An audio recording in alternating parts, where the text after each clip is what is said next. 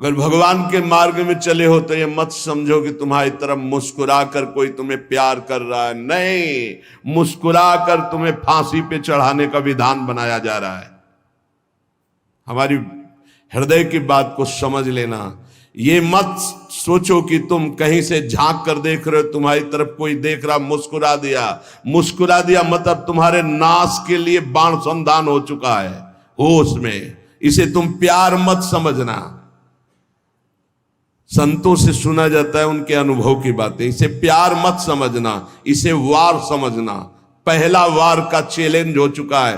होश में तो हो जाओ, नहीं तो ऐसे नारकी गति में गिरा दिए जाओगे जहां से खड़े होना मुश्किल है। मेरी बात, मेरी प्रार्थना समझ लीजिए आप। पूरा का पूरा जीवन हो जाता है, हाथ कुछ नहीं लगने देती। ये प्रचंड माया भगवान की है।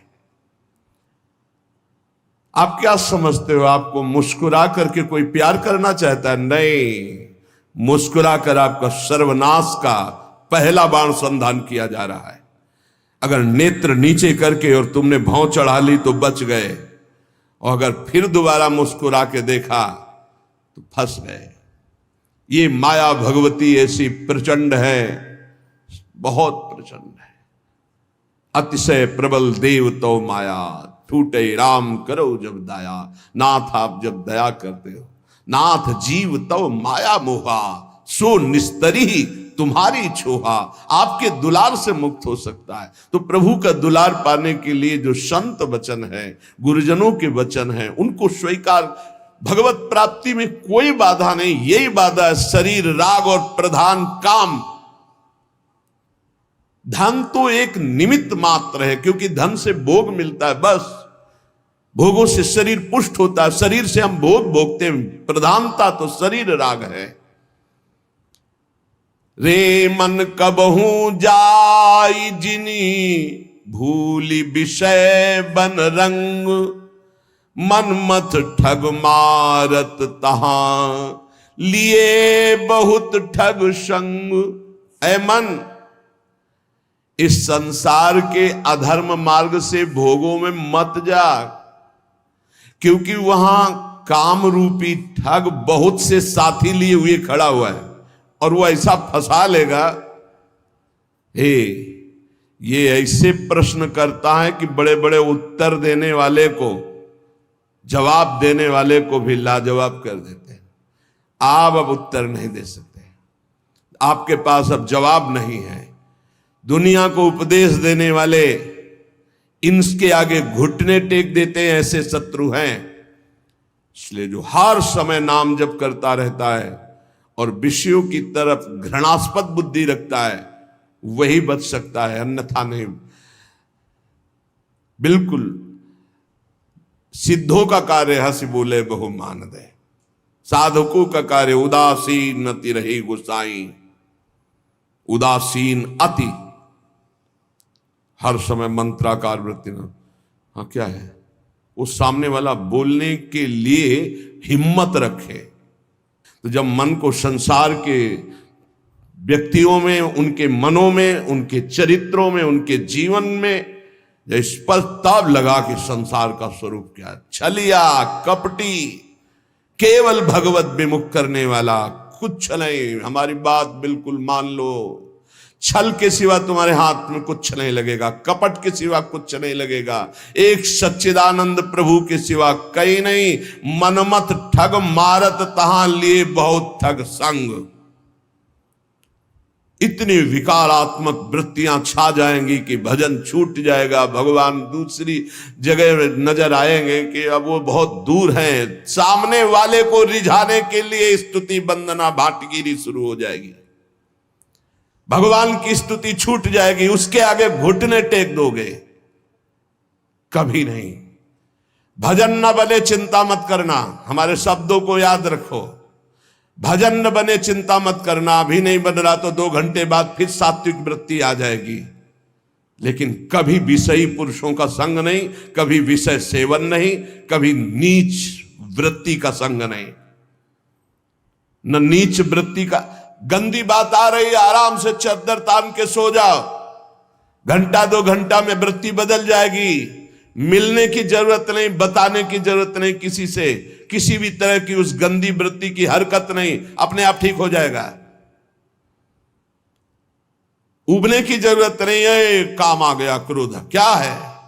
राधा राधा राधा, एकांत शांत, उसके अनुसार झांक ताक, छूना, बोलना, देखना, मिट्टी में मिल जाओगे। घुटने टेक दोगे और गुलामी स्वीकार कर लोगे। रात दिन डरोगे, रात दिन डरोगे। एक साधारण जीव तुम्हें गुलाम बना लेगा। जब हमारे इन वचनों के खिलाफ तुम चलोगे तो यही शब्द याद रख लेना, यही शब्द तुम्हें जीवन में अनुभव कराएगा कि हम तुम्हें क्या बोल रहे थे। चाहे जितने विद्वान हो, चाहे जितने ज्ञानी हो, चाहे जितने बलवान हो, एक साधारण जीव घुटने टेकवा देगा तुम्हें और अपने अधीन रखेगा। इसलिए माया से मुक्त होने के लिए सबसे उदासीन रहो, सबसे उदासीन रहो। एकमात्र मेरे तो गिरधर गोपाल, दूसरो न कोई, ये दिमाग में बैठा लो। प्रभु के सिवा कोई प्यार नहीं करता। सब घुटने टेकवाते हैं, हमारी बात को समझ लेना। सब गुलामी करवाते हैं, कोई मुक्त नहीं करवा सकता। मुक्त कराने वाले श्री हरि हैं। इसलिए रे मन कबहू जाए जिन, भूल विषय बन रंग, मन मत ठग मारत तहां लिए बहुत। जो तुम्हारे आगे हाथ जोड़ रहे हैं, तुम्हें प्रणाम कर रहे हैं और आज तुम्हें भगवान कह रहे हैं, वही तुम्हारा उपहास करेंगे, वही तुम्हें नीचा दिखा देंगे। इसलिए ये अनुभव की सीख, अनुभव शब्द को समझो। जैसे भगवान शिव कह रहे हैं, उमा कहो मैं अनुभव अपना, सत हरि भजन जगत सब सपना। तो उन्हीं महापुरुषों के भगवत स्वरूपों के अनुभव के आधार पर कह रहा हूं। भगवान के सिवा तुम्हारा कोई नहीं है जो तुम्हारा हित करे। जो कोई भी तुमसे प्यार का नाटक करेगा, केवल घुटने तुमको अपने सामने टिकवाएगा, बस, और कुछ नहीं। हरे किसी की ताकत है तुम भगवान के मार्ग के पति को तुमसे आंख मिला सके, पर तुम गलत हो जाओगे तो तुम्हारी ताकत नहीं कि तुम उससे आंख मिला के बात कर सको। अगर गृहस्थ में हो तो एक व्रत पत्नी का केवल लेकर अपने धर्म पूर्वक कमाई से उधर पोषण करते हुए, भगवान नाम जप करते हुए। अगर वैराग्य के मार्ग में हो तो गर्दन कटा लेना, लेकिन विषयों की तरफ झुकना मत, नहीं तो बहुत आग है। संत महापुरुषों के वचन सुने जाते हैं, उन्हीं वचनों में इतना पावर होता है कि वो निकाल देते हैं। हमारे वचन ये हृदय से जो निकल रहे हैं, इनको पकड़ लो। मस्त पड़े रहोगे तो भगवत प्राप्ति का ठेका, पड़े रहोगे तो भगवत प्राप्ति का ठेका। झुकना मत विषयों की तरफ। अभी भजन नहीं हो रहा तो 1 घंटे बाद होगा। हिया फिरे स्वार्थ था, अपने भजन गए फिरे बाह। जैसे बट वृक्ष की छाया में धूप नहीं लग सकती, ऐसे विशाल गुरु कृपा पात्र को माया की धूप नहीं लग सकती। लेकिन तुमने छाया छोड़ दिया तो माया पकड़ लेगी।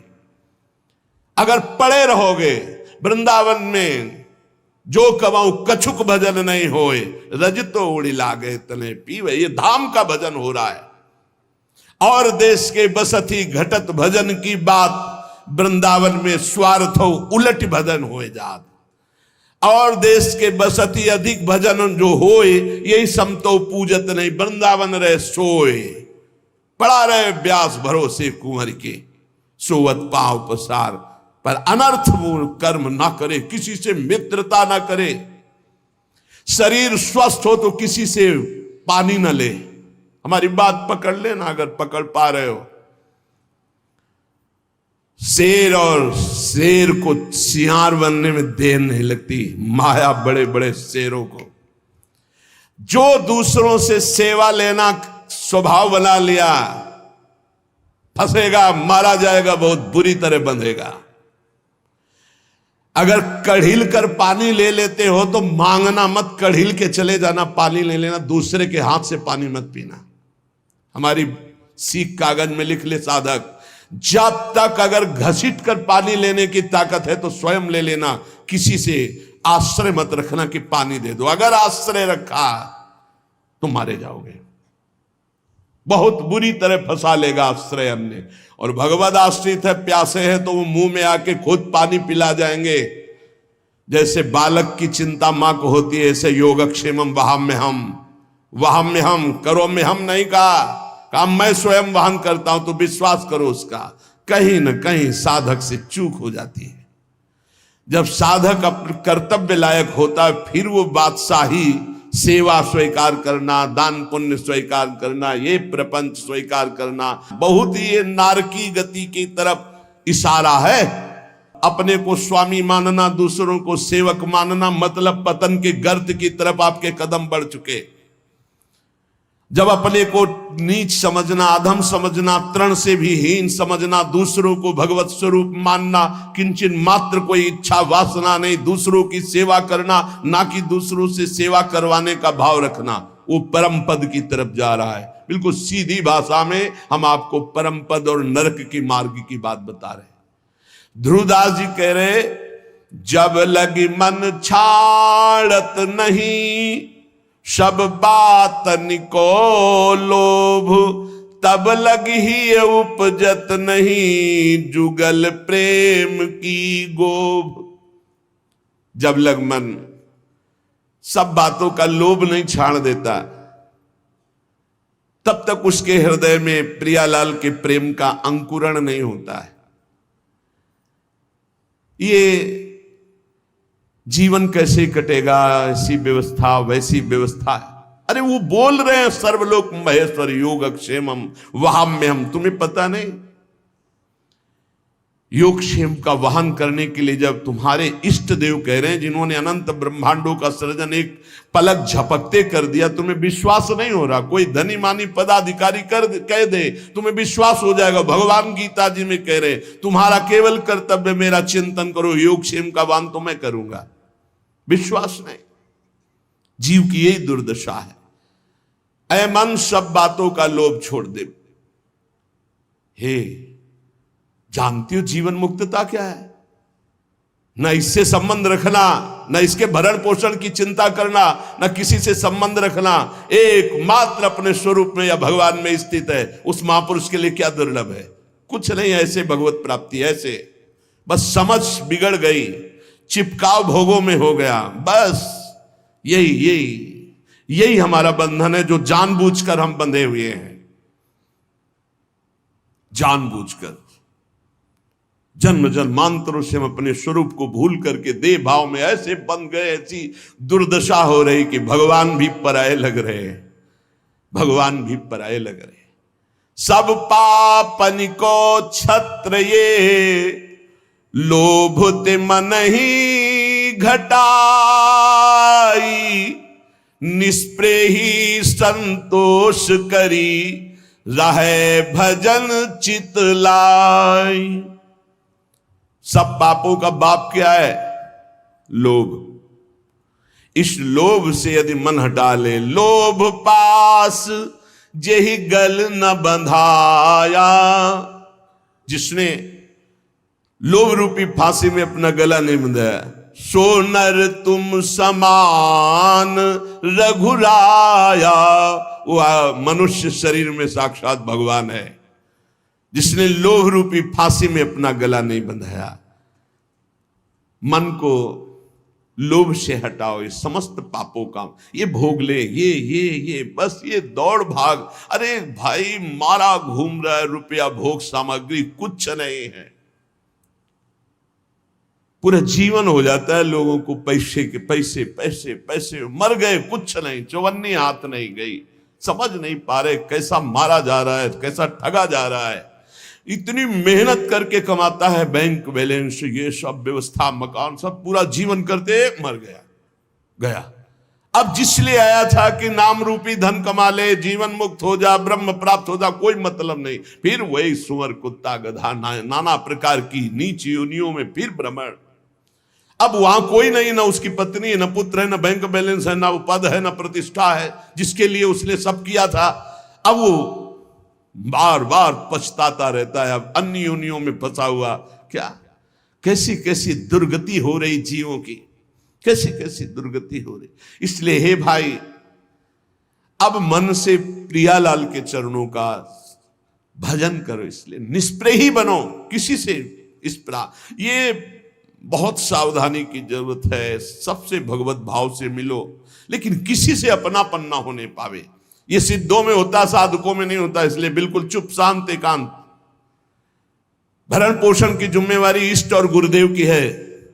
उनको ऐसे चिंता है जैसे मां को अपने बच्चे को दूध पिलाने की चिंता है। जो अन्न नहीं पाता उस बच्चे को दूध पिलाने की चिंता है कि वो केवल मेरे स्तनों की ही सहारे, अगर उसको दुग्ध पान नहीं करे तो भूखा रहेगा।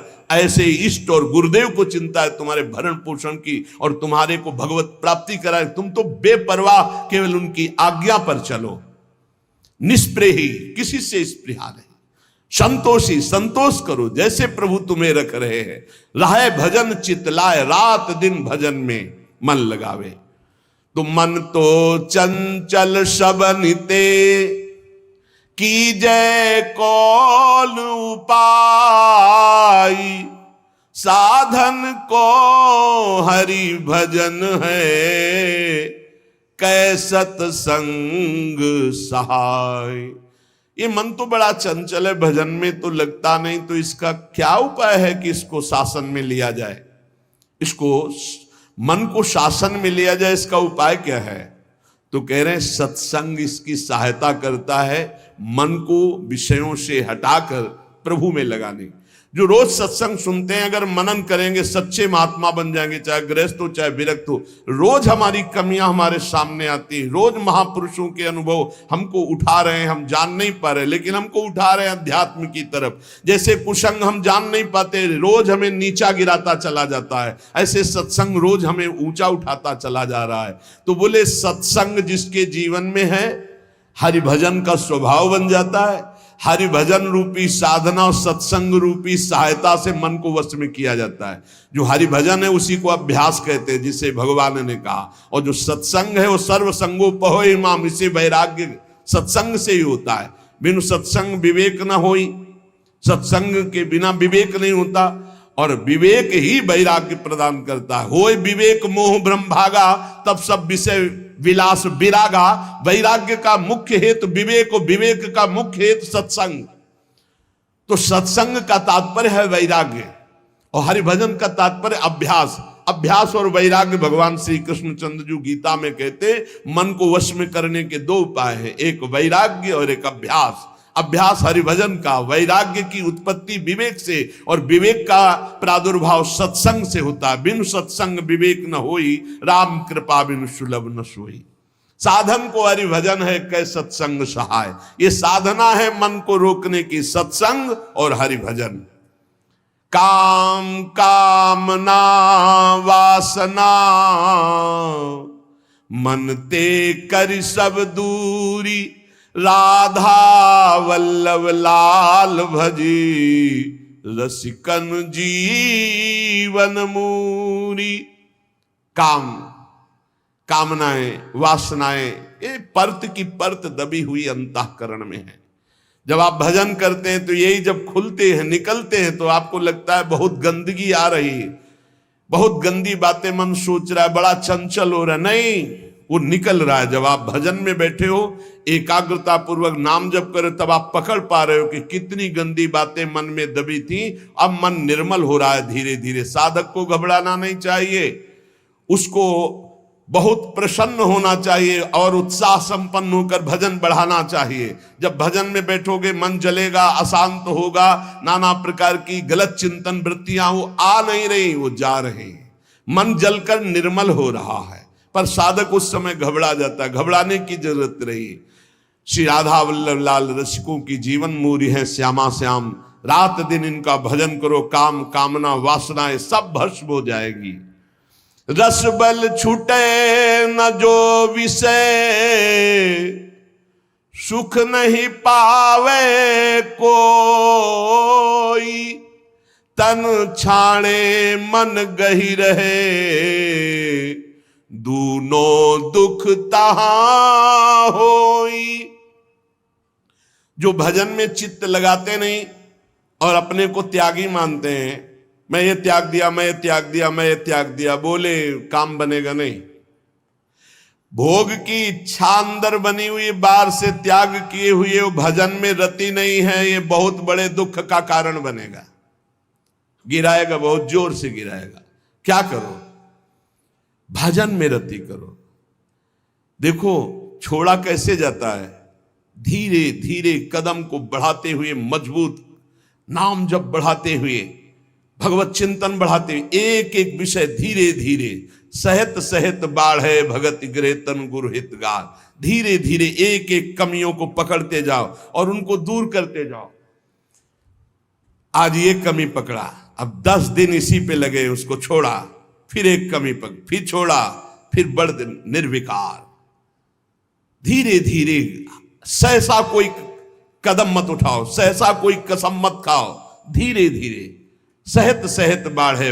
और एकदम जिद्दी स्वभाव रखो, जिस बात को छोड़ो, ये फिसड्डी माने बार बार वो नहीं फिसलेगा, नहीं नहीं नहीं, हट करके तब आगे निकलोगे।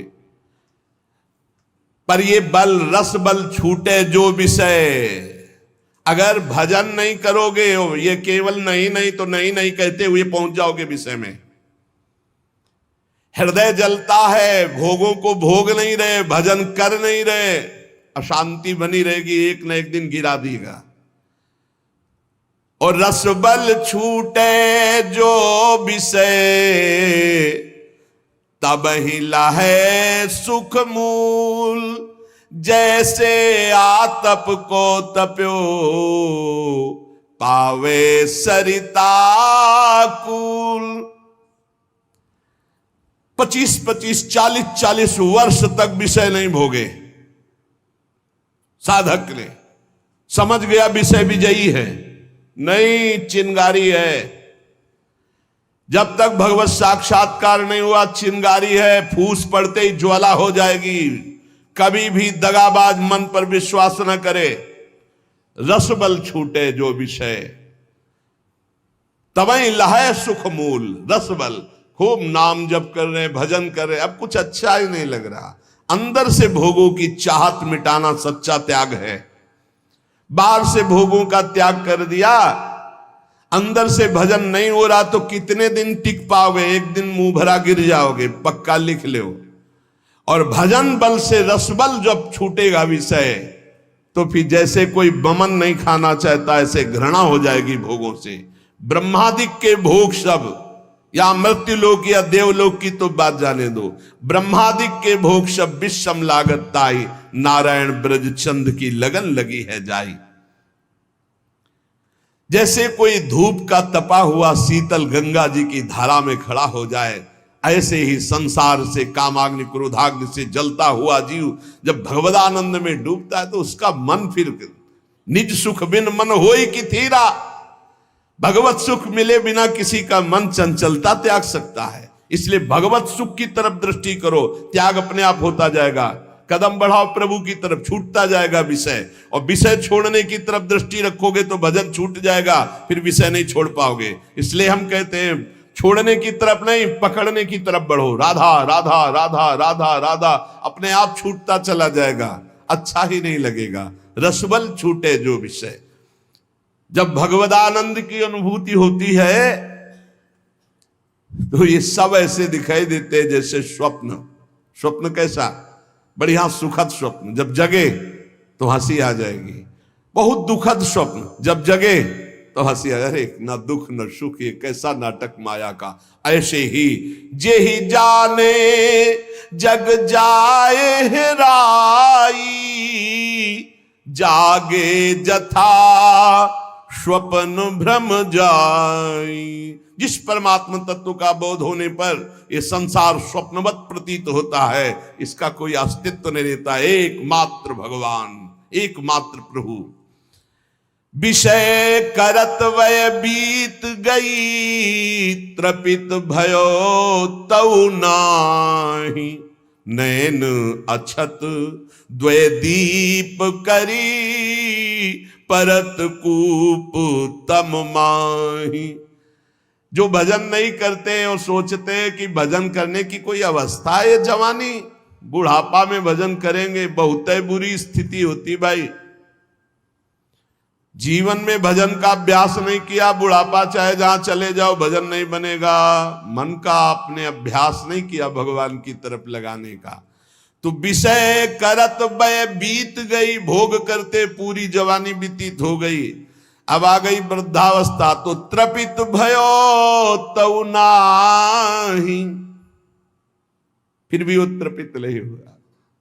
त्रपित भयो तऊ नाही, विषय करत बय बीत गई।